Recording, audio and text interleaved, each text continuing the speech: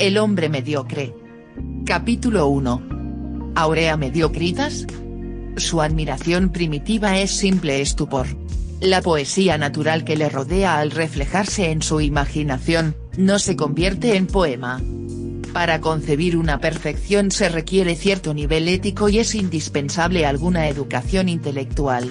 Sin ellos puede tenerse fanatismos y supersticiones, ideales, jamás. El estrecho horizonte de su experiencia constituye el límite forzoso de su mente, no puede formarse un ideal. Hay hombres mentalmente inferiores al término medio de su raza, de su tiempo y de su clase social, también los hay superiores. Entre unos y otros fluctúan una gran masa imposible que se caracterizan por sus inferioridades o excelencias. Su existencia es, sin embargo, natural y necesaria. En todo lo que ofrece grados hay mediocridad, en la escala de la inteligencia humana ella representa el claroscuro entre el talento y la estulticia. Otro fue el placer del poeta, poniendo en la tranquilidad y en la independencia el mayor bienestar del hombre, enalteció los goces de un vivir sencillo que dista por igual de la opulencia y la miseria, llamando áurea a esa mediocridad material. En cierto sentido epicúreo, su sentencia es verdadera y confirma el remoto proverbio árabe, un mediano bienestar tranquilo es preferible a la opulencia llena de preocupaciones.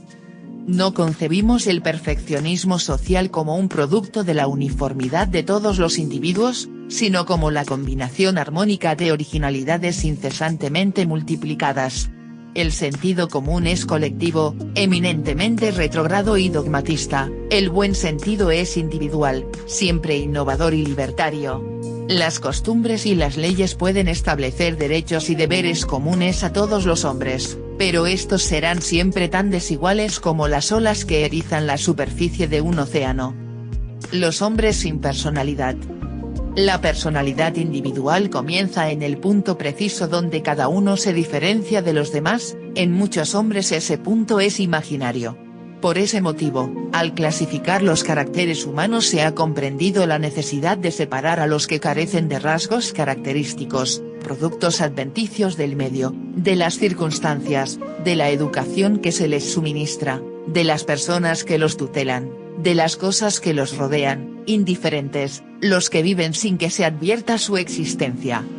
Aunque los hombres carecemos de misión trascendental sobre la tierra, en cuya superficie vivimos tan naturalmente como la rosa y el gusano, nuestra vida no es digna de ser vivida sino cuando la ennoblece algún ideal, los más altos placeres son inherentes a proponerse una perfección y perseguirla. El poder que se maneja, los favores que se mendigan, el dinero que se amasa, las dignidades que se consiguen, tienen cierto valor efímero que puede satisfacer los apetitos del que no lleva en sí mismo, en sus virtudes intrínsecas, las fuerzas morales que embellecen y califican la vida, la afirmación de la propia personalidad y la cantidad de hombría puesta en la significación de nuestro yo. Muchos nacen, pocos viven. Los hombres sin personalidad son innumerables y vegetan moldeados por el medio, la falta de personalidad hace a estos, incapaces de iniciativa y de resistencia. Entorno del hombre mediocre. Si pudiéramos medir los valores individuales, se graduarían ellos en escala continua, de lo bajo a lo alto. Entre los tipos extremos y escasos, observaríamos una masa abundante de sujetos, más o menos equivalentes, acumulados en los grados centrales de la serie. El hombre decimos ahora es un animal que evoluciona en las más recientes edades geológicas del planeta, no fue perfecto en su origen, ni consiste su perfección en volver a las formas ancestrales, surgidas de la animalidad simiesca. El concepto de la normalidad humana solo podría ser relativo a determinado ambiente social, serían normales los que mejor marcan el paso, los que alinean con más exactitud en las filas de un convencionalismo social. En este sentido el hombre normal no sería sinónimo de hombre equilibrado, será entonces lo que, en la filosofía, en literatura o en la política, se llama un ecléctico, un justo medio. De ninguna manera, contesta. El que es justo medio lo sabe, tiene la intención de serlo, el hombre mediocre es justo medio sin sospecharlo, lo es por naturaleza, no por opinión, por carácter, no por accidente. pero fuerza es reconocerlo. Tales definiciones son inseguras desde el punto de vista de la psicología social, conviene buscar una más exacta e inequívoca, abordando el problema por otros caminos. Concepto social de la mediocridad. No obstante, las infinitas diferencias individuales, existen grupos de hombres que pueden englobarse dentro de tipos comunes. Tales clasificaciones, simplemente aproximativas, constituyen la ciencia de los caracteres humanos, la teología, que reconoce en Teofrasto su legítimo progenitor. Esas clasificaciones, admisibles desde algún punto de vista especial, son insuficientes para el nuestro. Cada individuo es el producto de dos factores, la herencia y la educación. La primera tiende a proveerle de los órganos y las funciones mentalmente que le transmiten las generaciones precedentes, la segunda es el resultado de las múltiples influencias del medio social en el que el individuo está obligado a vivir. Esta acción educativa es, por consiguiente, una adaptación de las tendencias hereditarias a la mentalidad colectiva, una continua aclimatación del individuo en la sociedad, el niño desarrollándose como un animal de la especie humana, hasta que empieza a distinguir las cosas inertes de los seres vivos y a reconocer entre estos a sus semejantes. El hombre mediocre es una sombra proyectada por la sociedad, es por esencia imitativo y está perfectamente adaptado para vivir en rebaño, reflejando las rutinas, prejuicios y dogmatismos reconocidamente útiles para la domesticidad. Así como el inferior hereda el alma de la especie, el mediocre adquiere el alma de la sociedad. Es original e imaginativo, sin adaptarse al medio social en la medida de la propia variación. El espíritu conservador. Todos los hombres de personalidad firme y de mente creadora, sea cual fuere su escuela filosófica o su credo literario, son hostiles a la mediocridad. Toda creación es un esfuerzo original, la historia conserva el nombre de pocos iniciadores y olvida a innúmeros secuaces que los limitan. Los mediocres encuentran una justificación, como todo lo que existe por necesidad. El eterno contraste de las fuerzas que pujan en las sociedades humanas, se traduce por la lucha entre dos grandes actitudes, que agitan la mentalidad colectiva, el espíritu conservador o rutinario y el espíritu original y de rebeldía. La originalidad necesita un contrapeso robusto que prevenga sus excesos, habría ligereza en fustigar a los hombres metódicos y de paso tardío, si ellos constituyeran los tejidos sociales más resistentes, soporte de los otros. Los mismo que en los organismos, los distintos elementos sociales que surgen mutuamente de sostén, en vez de mirarse como enemigos debieran considerarse cooperadores de una obra única, pero complicada. Si tuvieran igual razón de ser los imitadores y los originales, como arguye el pensador español, su justificación estaría hecha. Ser mediocre no es una culpa, siéndolo, su conducta es legítima.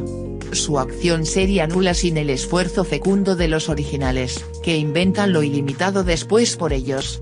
Sin los mediocres no habría estabilidad en las sociedades, pero sin las superiores no puede concebirse el progreso, pues la civilización sería inexplicable en una raza constituida por hombres sin iniciativa. Evolucionar es variar, solamente se varía mediante la invención, la evolución de una sociedad, espoleada por el afán de perfección y contenida por tradiciones difícilmente removibles. Peligros sociales de la mediocridad.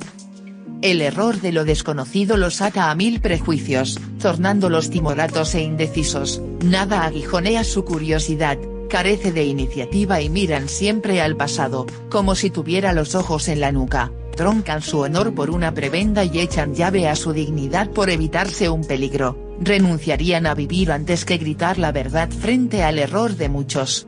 Su cerebro y su corazón están entorpecidos por igual como los polos de un imán gastado. El ambiente tornase refractario a todo afán de perfección, los ideales se agotan y la dignidad se ausenta, los hombres acomodaticios tienen su primavera florida. Los estados se convierten en mediocracias, la falta de aspiraciones que mantengan el alto nivel de moral y de cultura, ahonda la ciénaga constantemente. La dignidad es irreverencia, es lirismo la justicia, la sinceridad es tontera, la admiración es imprudencia, la pasión ingenuidad, la virtud es una estupidez.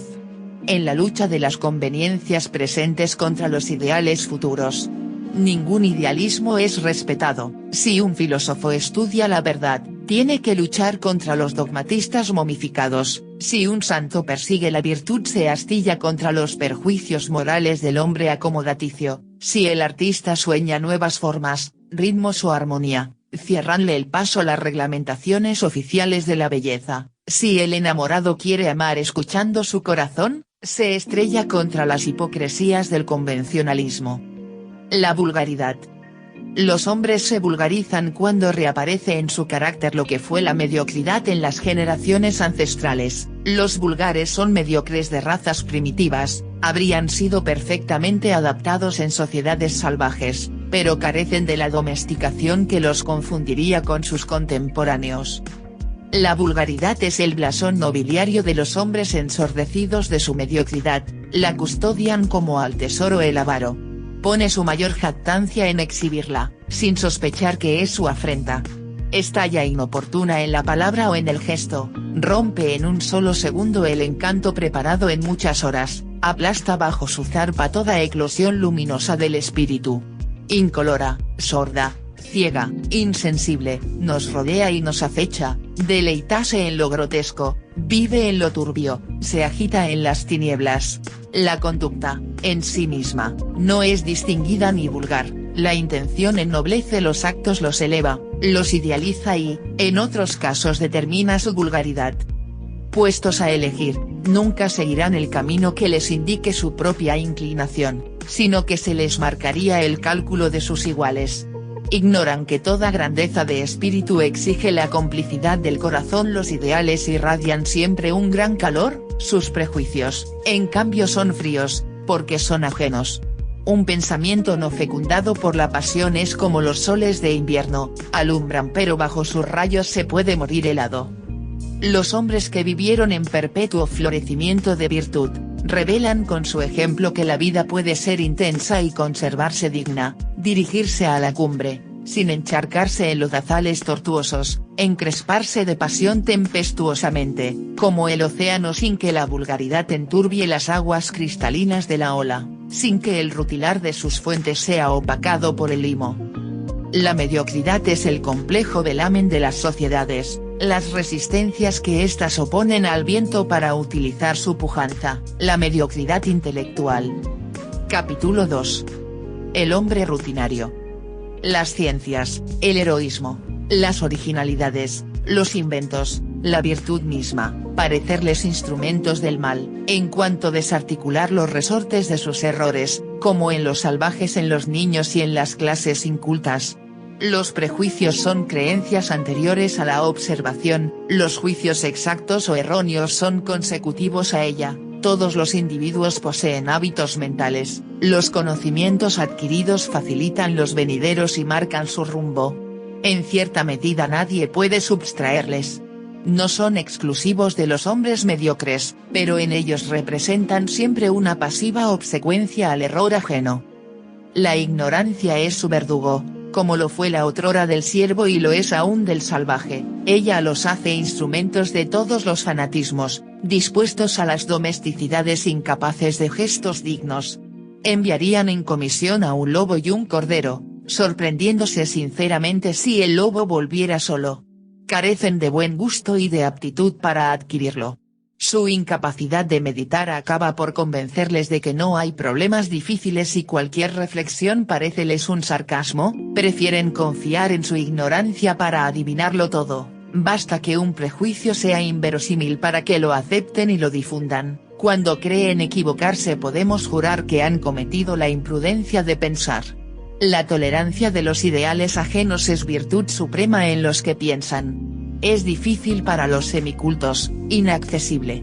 Exige un perpetuo esfuerzo de equilibrio ante el error de los demás, enseña a soportar esa consecuencia legítima de la falibilidad de todo juicio humano. El que se ha fatigado mucho para formar sus creencias, sabe respetar la de los demás. Los hombres rutinarios desconfían de su imaginación santiguándose cuando ésta les atribula con heréticas tentaciones, reniegan de la verdad y de la virtud si ellas demuestran el error de sus prejuicios, muestran grave inquietud cuando alguien se atreve a perturbarlos. Astrónomos hubo que se negaron a mirar el cielo a través del telescopio, temiendo ver desbaratados sus errores más firmes.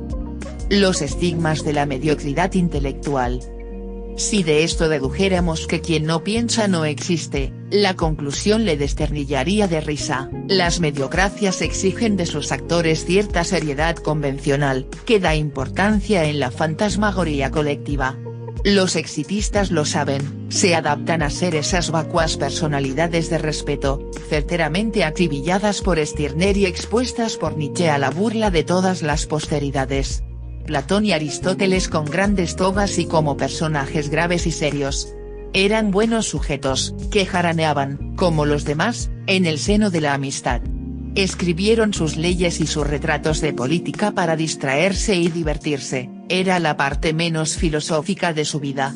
Las más filosóficas era vivir sencilla y tranquilamente.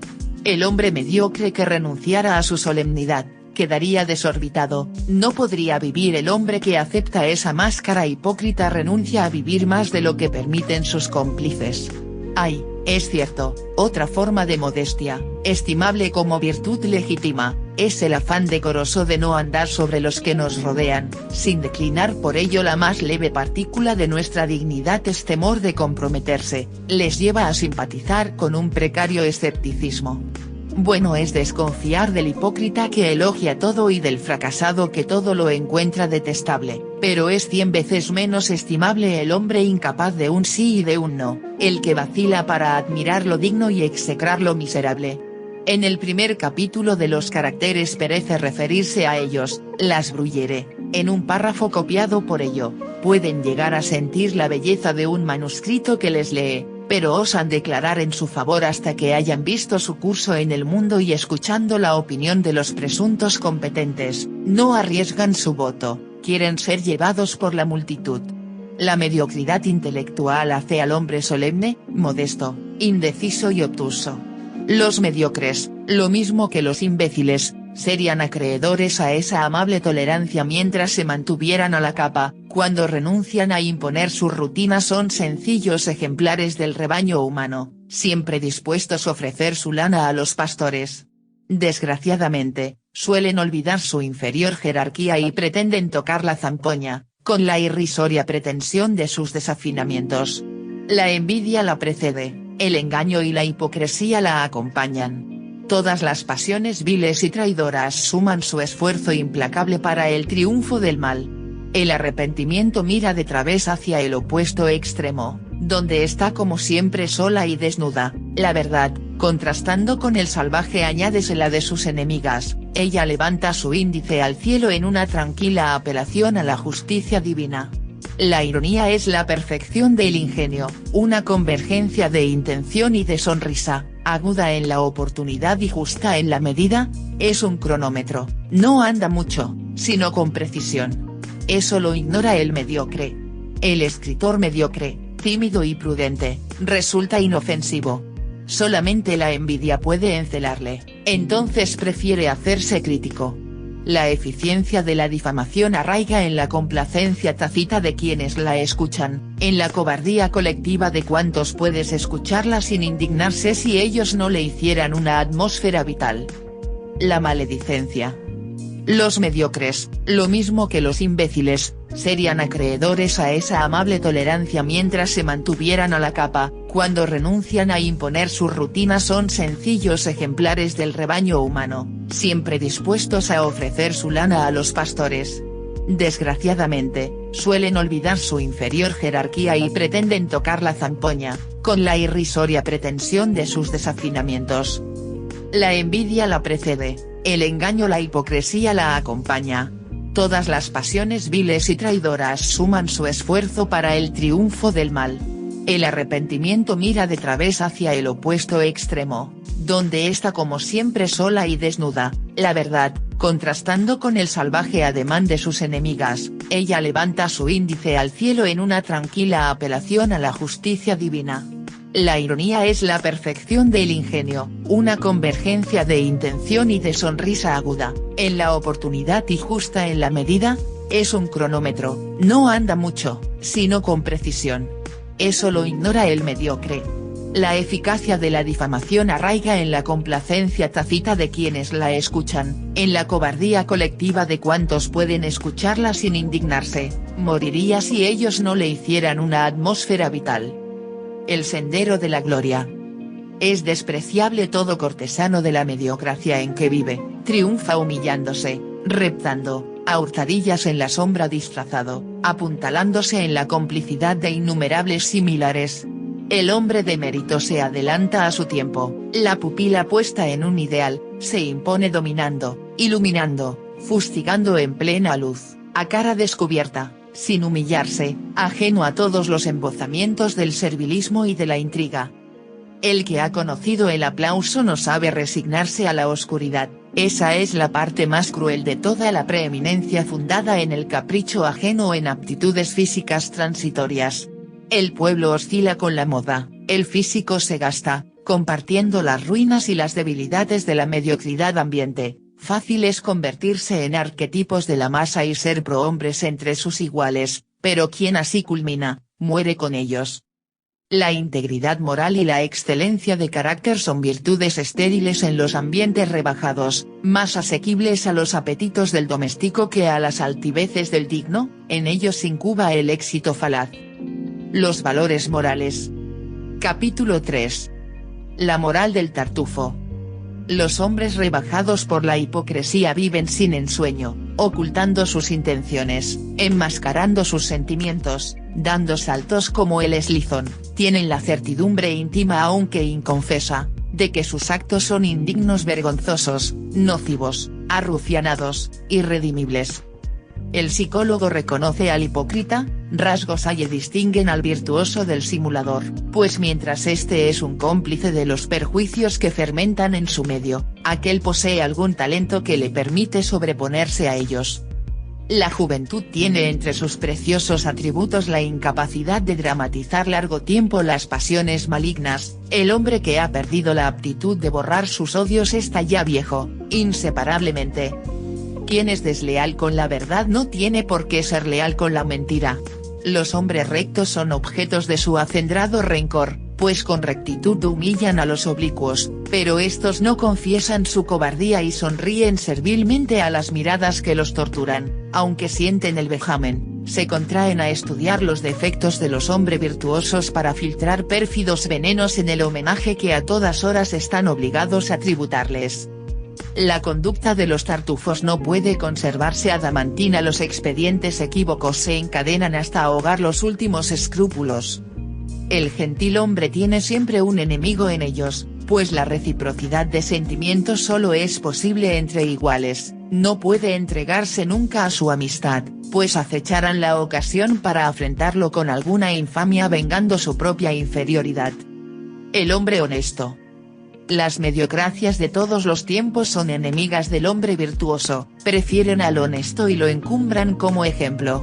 Hay en ello implícito un error o mentira que conviene disipar. Honestidad no es virtud. El honesto, en cambio, es pasivo, circunstancia que le asigna un nivel moral superior al vicioso, aunque permanece por debajo de quien practica activamente alguna virtud y orienta su vida hacia algún ideal. La virtud suele ser un gesto audaz, como todo lo original, la honestidad es un uniforme que se endosa resignadamente.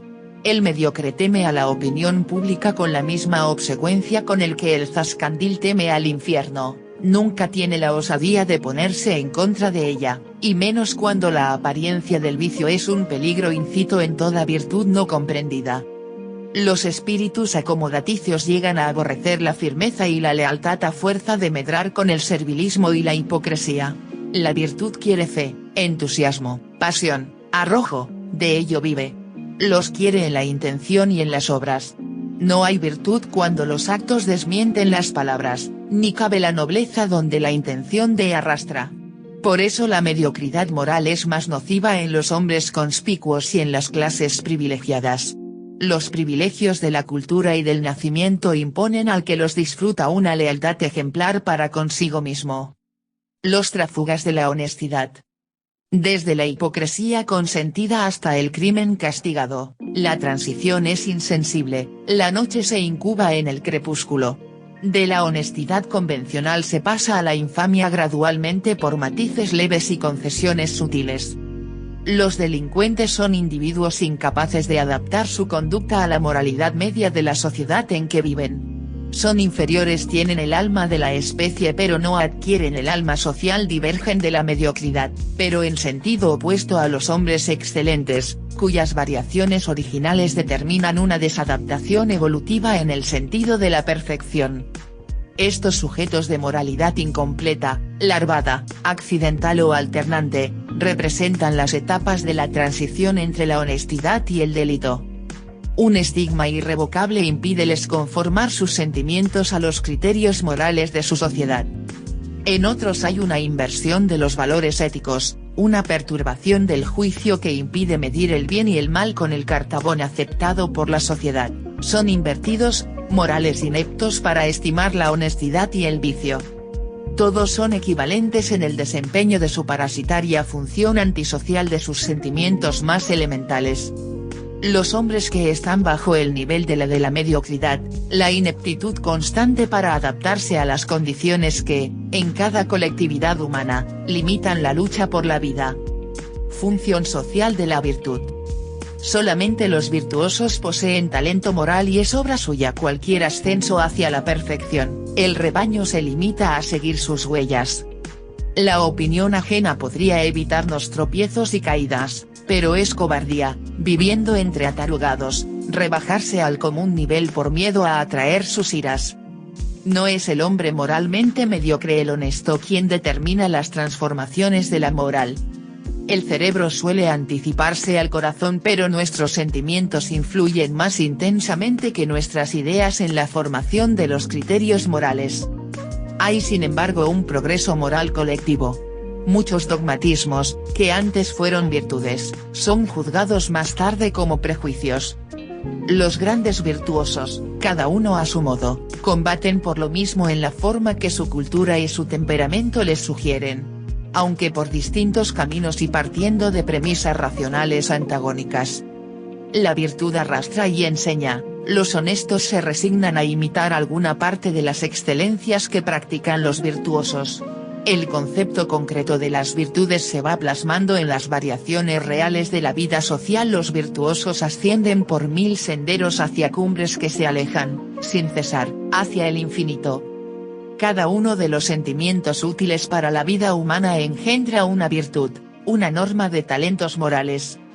La pequeña virtud y el talento moral. La conformación de los catecismos ajenos resulta fácil para los hombres débiles, crédulos, timoratos, sin grandes deseos, sin pasiones vehementes, sin necesidad de independencia, sin irradiación de su personalidad. Es inconcebible en cambio en las naturalezas idealistas y fuertes, capaces de pasiones vivas, bastantes intelectuales para no dejarse engañar por la mentira de los demás.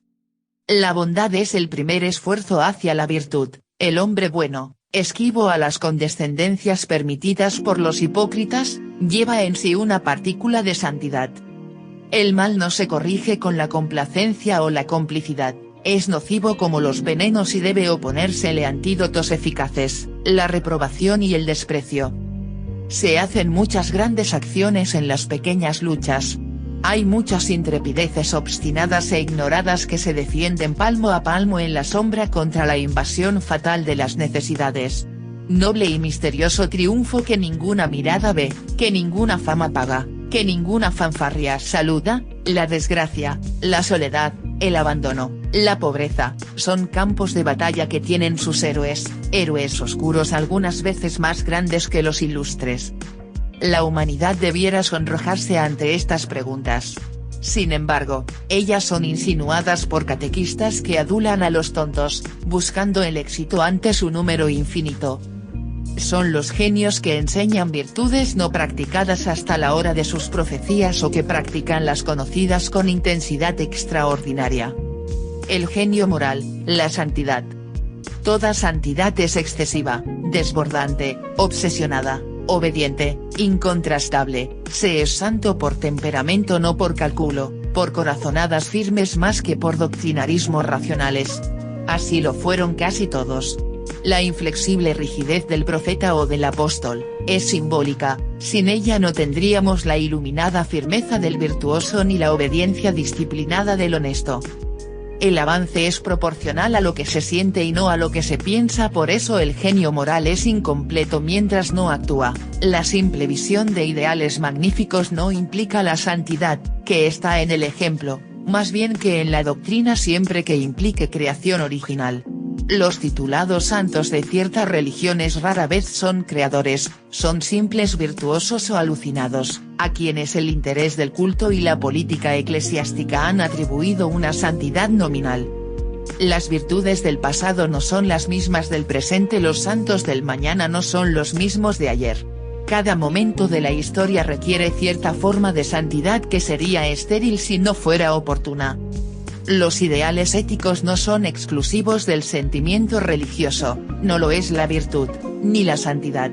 Sobre cada sentimiento pueden ellos florecer. Cada época tiene sus ideales y sus santos, héroes, apóstoles o sabios. La humanidad asciende sin reposo hacia remotas cumbres. Los más las ignoran, pocos elegidos pueden verlas y poner allí su ideal aspirando a aproximárseles, orientada por la exigua constelación de visionarios, los caracteres mediocres. Capítulo 4. Hombres y sombras. Nunca llegan a individualizarse, ignoran el placer de exclamar yo soy frente a los demás. No existen solos. Su amorfa estructura los obliga a borrarse en una raza, en un pueblo, en un partido, en una secta, en una bandera, siempre a embadurnarse de otros. Apuntalan todas las doctrinas y prejuicios consolidados a través de los siglos. Viven de los demás y para los demás, sombras de una Grey, su existencia es el accesorio de focos que la proyectan. Carecen de luz, de arrojo, de fuego, de emoción. Firmeza y luz como cristal de roca. Han creado su vida y servido un ideal, preservando en la ruta, sintiéndose dueños de sus acciones, templándose por grandes esfuerzos, seguros en las creencias, leales a sus afectos, fieles a su palabra. Nunca se obstinan en el error ni traicionan jamás a la verdad. Ignoran el impudor de la inconstancia y la insolencia de la ingratitud. El hombre que piensa con su propia cabeza y la sombra que refleja los pensamientos ajenos, parecen pertenecer a mundos distintos. La personalidad está en perpetua evolución y el carácter individual es su delicado instrumento, hay que templarlo sin descanso en las fuentes de la cultura y del amor. Lo que heredamos implica cierta fatalidad, que la educación corrige y orienta. La unidad de las creencias permite a los hombres obrar de acuerdo con el propio pasado, es un hábito de independencia y la condición del hombre libre, en el sentido relativo que el determinismo consiente. Las creencias del hombre son ondas arraigadas en vasto saber, le sirven de timón seguro para marchar por una ruta que él conoce y no oculta a los demás. Cuando cambia de rumbo es porque sus creencias de la sombra son surcos arados en el agua, cualquier ventisca las desvía, su opinión es tornadiza como veleta y sus cambios obedecen a solicitaciones groseras de conveniencias inmediatas. Los hombres evolucionan según varias de sus creencias y pueden cambiarlas mientras siguen aprendiendo. La domesticación de los mediocres. Mientras los hombres resisten las tentaciones, las sombras resbalan por la pendiente, si alguna partícula de originalidad les estorba, la eliminan para confundirse mejor en los demás. El buen lenguaje clásico llamaba doméstico a todo hombre que servía y era justo. El hábito de la servidumbre trae consigo sentimientos de domesticidad. En los cortesanos lo mismo que en los pueblos. Los caracteres excelentes son indomesticables, tienen su norte puesto en su ideal, su firmeza los sostiene, su luz los guía, las sombras en cambio, las degeneran. El carácter es una síntesis, hay que insistir en ello, es un exponente de toda la personalidad y no de algún elemento aislado. En los mismos filósofos, que desarrollan sus aptitudes de modo parcial, el carácter parecería depender exclusivamente de condiciones intelectuales. El tiempo y el ejercicio adaptan a la vida servil. El hábito de resignarse para medrar crea resortes cada vez más sólidos, automatismos que destiñen para siempre todo rasgo individual.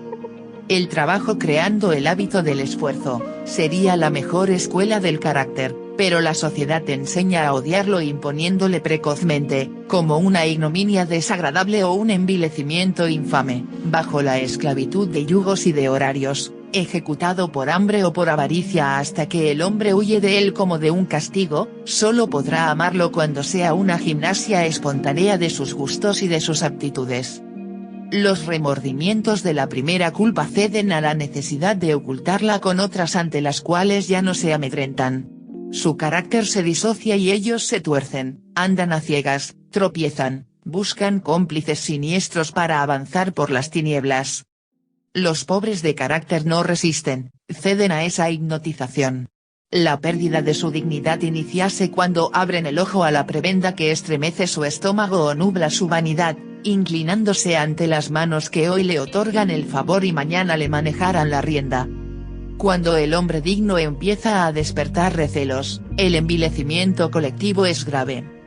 La vanidad. Cuando el afán de parecer arrastra a cualquier abajamiento, el culto de la sombra enciende la vanidad. El orgullo es una arrogancia originaria por nobles motivos y quiere aquilatar el mérito. La soberbia es una desmedida presunción y busca alargar la sombra. Catecismos y diccionarios han colaborado a la mediocrización moral, subvirtiendo los términos que designan lo eximio y lo vulgar. Ciertas preocupaciones, reinantes en las mediocracias, exaltan a los domésticos. El brillo de la gloria sobre las frentes elegidas deslumbra a los ineptos, como el hartazgo del rico encela al miserable.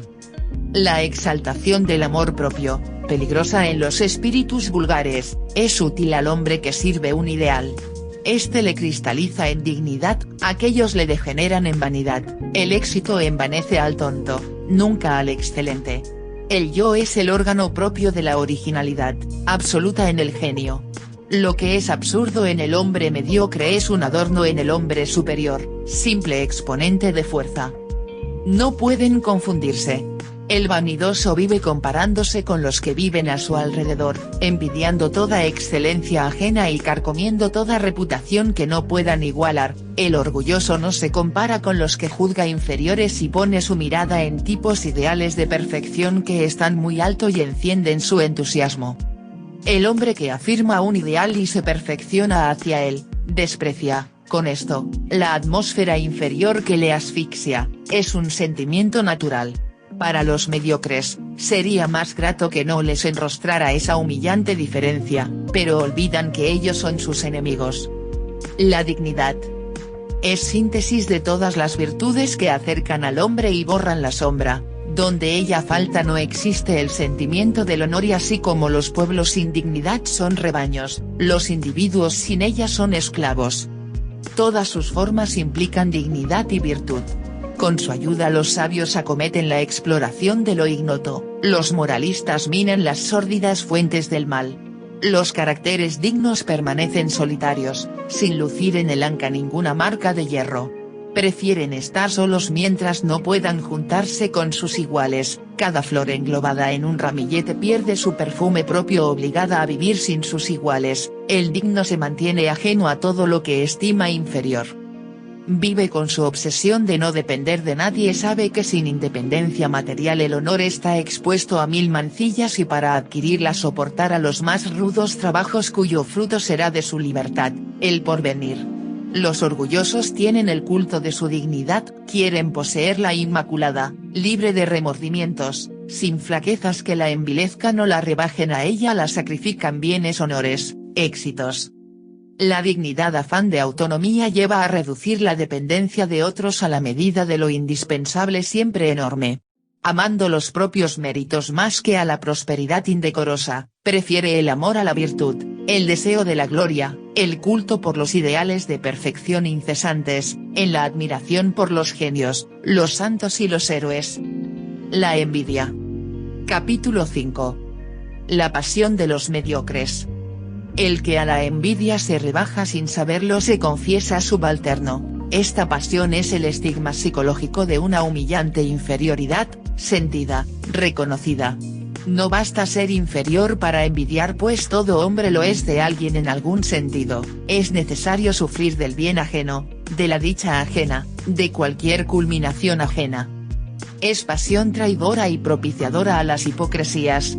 Es al odio como la ganzúa a la espalda, la emplean los que no pueden competir con los envidiados. En los ímpetus del odio puede palpitar el gesto de la garra que en un desesperado estremecimiento destroza y aniquila. La envidia alcanza a los hombres más famosos por su carácter y por su virtud. El odio no es desarmado por la buena o la mala fortuna, la envidia sí. Un sol que ilumina perpendicularmente desde el más alto punto en los cielos reduce a nada o a muy poco la sombra de los objetos que están debajo. La emulación es siempre noble, el odio mismo puede serlo algunas veces. La envidia es una cobardía propia de los débiles, un odio impotente, una incapacidad manifiesta de competir o de odiar. El que escucha ecos de voces proféticas al leer los escritos de los grandes pensadores, el que siente grabarse en su corazón, con caracteres profundos como cicatrices, su clamor visionario y divino, el que se extasía contemplando las supremas creaciones plásticas y se entrega a la vida que palpita en ellas. La psicología de los envidiosos. El envidioso pertenece a una especie de moral raquítica, mezquina, digna de compasión o de desprecio. Sin coraje para ser asesino se resigna a servir. Rebaja a los otros, desesperado de la propia elevación. El envidioso activo posee una elocuencia intrépida, disimulando con llagaras de palabras su estupidez de ideas, pretendiendo sondar los abismos del espíritu ajeno sin haber podido nunca desenredar el propio. Parece tener 1000 lenguas, como el clásico monstruo rabelasiano. La ineptitud para satisfacer un deseo o hartar un apetito determina esta pasión que hace sufrir del bien ajeno.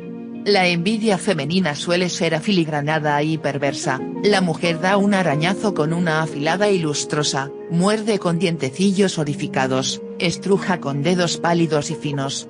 Toda maledicencia le parece escasa para traducir su despecho, en ella debió pensar Apeles cuando representó a la envidia guiando con la mano felina a la calumnia. La dicha de los fecundos martiriza a los eunucos vertiendo en su corazón gotas de hiel que los amargan por toda la existencia, este dolor es la gloria involuntaria de los otros, la sanción más indestructible de su talento en la acción o el pensar. Los roedores de la gloria. El que tiene méritos, sabe lo que le cuestan y los respeta, estima en los demás lo que desearía que se le estimara en sí mismo. El mediocre ignora esta admiración abierta, muchas veces se resigna a aceptar el triunfo que desborda las restricciones de su envidia. Pero aceptar no es amar. Saben que cada paso hacia la gloria ha costado trabajos, vigilias, meditaciones y comprenden que acaso han consumido su organismo. Todo escritor mediocre es candidato a criticar y la incapacidad de crear le empuja a destruir. Su falta de inspiración le induce a rumiar el talento ajeno, empañándolo con espaciosidades que denuncian su irreparable ultimidad. La obra es una ocasión para exhibir las ideas propias. El verdadero crítico enriquece las obras que estudia y en todo lo que toca deja un rastro de su personalidad. Las mujeres feas demostrarán que la belleza es repulsiva y las viejas sostendrán que la juventud es insensata, vengarán su desgracia en el amor diciendo que la castidad es suprema entre todas las virtudes, cuando ya en vano se harían viltroteras para favorecer la propia a los transeúntes. El silencio del autor mata al postulante, su indiferencia lo asfixia. Algunas veces supone que le han tomado en cuenta y que se advierte su presencia, sueña que le han nombrado, aludido, refutado, injuriado. Los hombres superiores pueden inmortalizar con una palabra a sus lacayos o a sus sicarios. Hay que evitar esa palabra, de algunos criticados solo tenemos noticias porque algún genio los honró con su puntapié. Una escena dantesca, su castigo. El castigo de los envidiosos estaría en cubrirlos de favores para hacerles sentir que su envidia es recibida como un homenaje y no como un estiletazo. La enfermedad es una enfermedad y nada hay más respetable que el derecho de lamentarse cuando se padecen congestiones de la vanidad. Dante consideró a los envidiosos indignos del infierno. En la sabia distribución de penas y castigos los distribuyó por el purgatorio, lo que se aviene a su condición de mediocre.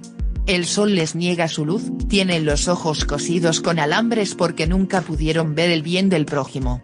Los únicos gananciosos son los envidiados. Es grato sentirse adorar de rodillas. La mayor satisfacción del hombre es despertar la envidia estimulándola con sus propios méritos. La vejez niveladora. Capítulo 6. Las canas. Las canas son un mensaje de la naturaleza que nos advierte la proximidad del crepúsculo. Las canas visibles corresponden a otras más graves que no vemos en el cerebro y en el corazón. Etapas de la decadencia. Las funciones del organismo empiezan a decaer a cierta edad. Esas declinaciones corresponden a inevitables procesos de regresión orgánica. Las funciones mentales, lo mismo que las otras, decaen cuando comienzan a enmohecerse los engranajes celulares de nuestros centros nerviosos. La longevidad mental es un accidente, no una regla. El anciano se interioriza, es decir, vuelve poco a poco a su primitiva mentalidad infantil, conservando las adquisiciones más antiguas de su personalidad, que son por ende las mejor consolidadas. Es notorio que la infancia y la senectud se tocan. Todos los idiomas consagran esta observación en refranes harto conocidos. La mejor prueba de esto es que los ignorantes suelen dictar contra la ciencia. La encontramos en los hombres de más elevada mentalidad y cultura. Es frecuente en ellos, al entrar en esta etapa, un cambio radical de opiniones acerca de los más altos problemas filosóficos. La bancarrota de los ingenios. En el hombre superior en el talento o en el genio se notan claramente estos estragos. Como no llamaría nuestra atención un antiguo millonario que paseara ante nosotros sus postreros andrajos. El hombre superior deja de serlo, se nivela. Sus ideas organizadas en otrora tienden a ser comunes o inferiores. Para tan solo citar a muertos del ayer, hace visto al hombroso caer en sus últimos años en ingenuidades infantiles explicables por su debilitamiento mental, a punto de llorar conversando con el alma de su madre en un trípode espiritista. James, que en su juventud fue portavoz de la psicología evolucionista y biológica, acabó por enmarañarse en especulaciones morales que él solo comprendió. La psicología de la vejez. El viejo tiende a la inercia, busca el menor esfuerzo, así como la pereza es una vejez anticipada. La vejez es una pereza que llega fatalmente en cierta hora de la vida. Su característica es una atrofia de los elementos nobles del organismo, con desarrollo de los inferiores. Una parte de los capilares se obstruye y amengua el flujo sanguíneo a los tejidos. El peso y el volumen del sistema nervioso central se reducen como el de todos los tejidos propiamente vitales. La musculatura flácida impide mantener el cuerpo erecto. Los movimientos pierden su agilidad y su precisión. La insensibilidad física se acompaña de analgesia moral. En vez de participar en el dolor ajeno, el viejo acaba por no sentir ni participar del dolor ajeno ni el propio. Todo viejo cree que los jóvenes lo desprecian y desean su muerte para suplantarle. Traduce tal manía por hostilidad a la juventud, considerándola muy inferior a la de su juventud, juicio que extiende a las nuevas cuando ve que ya no puede adaptarse a ella. Los fantasmas de las primeras impresiones juveniles siguen rodando en la mente cuando ya han desaparecido los recuerdos más cercanos, los del día anterior. La nueva plasticidad hace que los nuevos procesos psíquicos no dejen rastro o muy débiles, mientras los antiguos se han plasmado muy hondamente en su cerebro. La virtud de la impotencia. Los viejos olvidan que fueron jóvenes y estos parecen ignorar que serán viejos. El camino a recorrer es siempre el mismo, de la originalidad a la mediocridad y de esta a la inferioridad mental. La ley es dura, pero es nacer y morir son los términos inviolables de la vida. Ella nos dice con voz firme que lo anormal no es nacer ni morir en la plenitud de nuestras funciones. Nacemos para crecer y envejecemos para morir. Todo lo que nos trae y nos ofrece la naturaleza para el crecimiento no lo subtrae a la hora de la muerte. Admiremos a los viejos por las superioridades que hayan poseído en la juventud. No incurramos en la simpleza de esperar una vejez santa. Los hombres de carácter elevado no hacen a la vida la injuria de malgastar su juventud, ni confían a la incertidumbre de las canas la iniciación de grandes empresas que solo pueden concebir las mentes frescas y realizar los brazos viriles. Si se arrepiente no es por santidad sino por impotencia. La mediocracia. Capítulo 7. El clima de la mediocridad. La historia no conoce un solo caso en que los altos ideales trabajen con ritmo continuo la evolución de una raza. Hay horas de palingenesia y hay apatía con vigilias y sueños, días y noches, primaveras y otoños en cuyo alternarse infinito se divide la continuidad y el tiempo. Las cosas del espíritu son despreciadas no siéndole propicio el clima, sus cultores son contados, no llegan a inquietar a las mediocracias, están proscritos dentro del país que mata a fuego lento sus ideales sin necesidad de desterrarlos. Cada hombre queda preso entre mil sombras que lo rodean y lo paralizan. La mediocridad se condensa convirtiéndose en sistema incontrastable. La aspiración de lo mejor no es privilegio de todas las generaciones tras una que ha realizado un gran esfuerzo, arrastrada o conmovida por un genio. Las ciencias se convierten en mecanismos oficiales en academias en donde jamás brota el genio y al talento mismo le impide que brille, su presencia humillaría con la fuerza del contraste. Las mediocracias apuntálense en los apetitos de los que ansían vivir de ellas y en el medio de los que temen perder la pitanza. La patria. La patria está implícita en la solidaridad sentimental de una raza y no en la confabulación politiquista que medran a su sombra. Cuando no hay patria no hay sentimiento colectivo de nacionalidad inconfundible con la mentira patriótica explotada en todos los países por los mercaderes y los militaristas. Solo es posible en la medida que marca el ritmo unísono de los corazones para un noble perfeccionamiento y nunca para una innoble agresividad que hiera el mismo sentimiento de otras nacionalidades. Mientras un país no sea patria sus habitantes no constituyen una nación, el celo de la nacionalidad solo existe en los que se sienten acomunados para perseguir el mismo ideal. Cuando las miserias morales asolan a un país la culpa es de todos por la falta de cultura y de ideal, no han sabido amarlo como patria de todos los que vivieron en ella sin trabajar por ella. La política de los piaras. La política se degrada convirtiéndose en profesión en los pueblos sin ideales, los espíritus subalternos medran con torpes intrigas de antecámara, en la bajamar sube por lo raez y se acorchan los traficantes. Las jornadas electorales se convierten en burdos enjuagues de mercenarios o en pugilatos de aventureros. Su justificación está a cargo de electores inocentes que van a la parodia como a una fiesta. El funcionario crece en las modernas burocracias. Otrora, cuando fue necesario delegar parte de sus funciones, los monarcas elegían a hombres de méritos, experiencia y fidelidad. Pertenecían casi todos a la casta feudal y los grandes cargos las vinculaban a la causa del señor. Junto a esa y se formaban pequeñas burocracias locales. Con el sistema parlamentario se esclavizó por partida doble del ejecutivo al legislativo. No solo se adula a reyes y poderosos, también se adula al pueblo. Las mediocracias fomentan ese vicio de siervos. Todo el que piensa con cabeza propia o tiene corazón altivo se aparta del tremendal donde prosperan los envilecidos.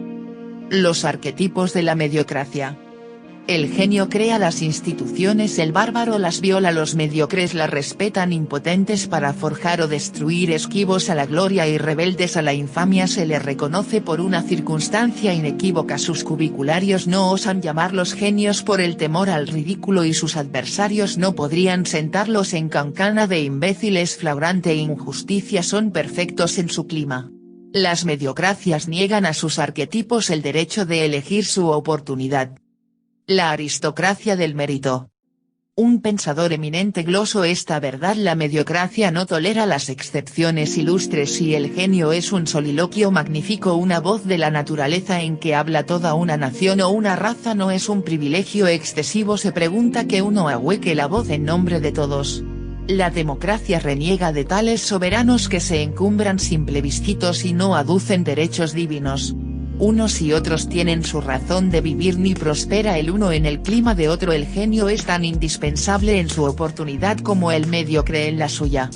Prácticamente la democracia ha sido una ficción hasta ahora, es una mentira de algunos que pretenden representar a todos, aunque en ella creyeran en su momento ciertos personajes.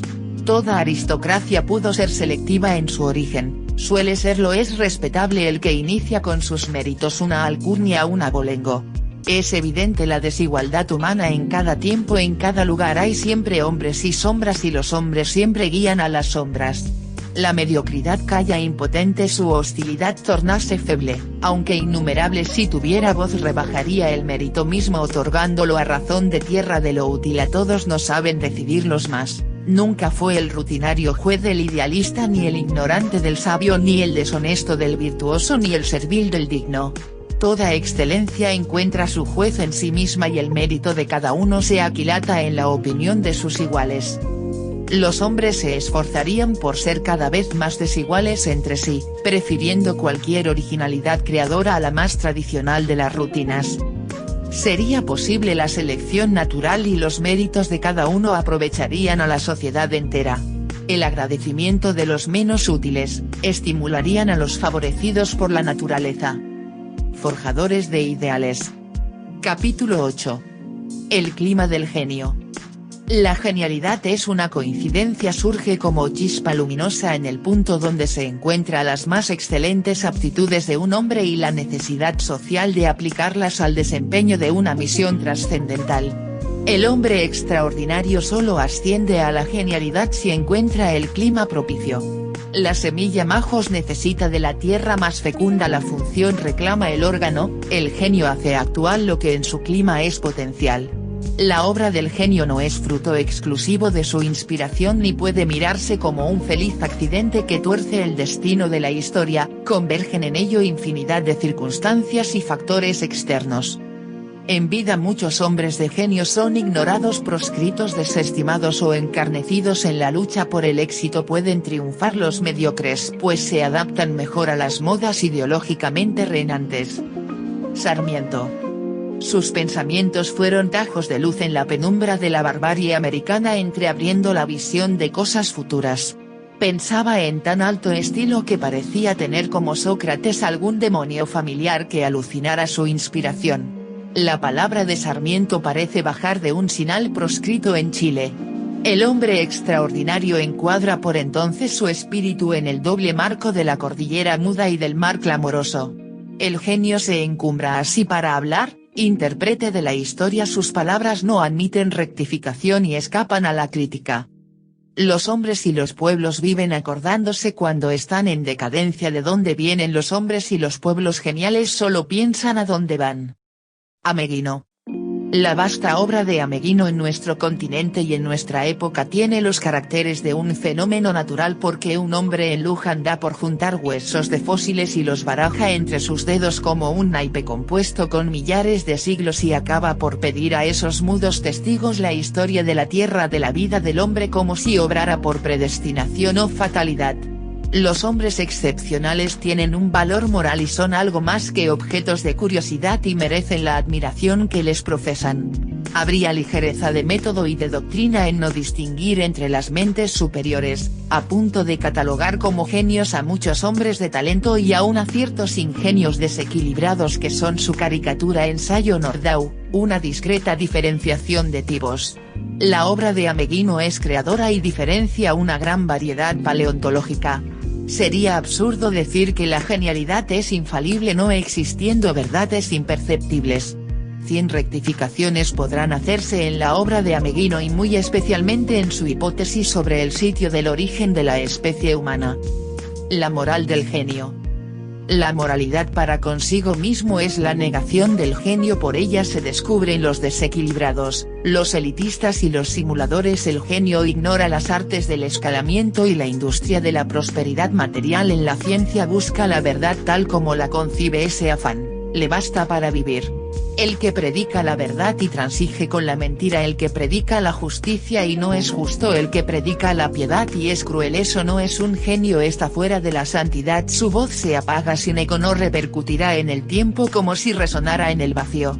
La fe es llama que enciende y el fanatismo es un renunciamiento. La fe es una afirmación individual de alguna verdad propia y el fanatismo es una conjura de huestes para ahogar la verdad de los demás.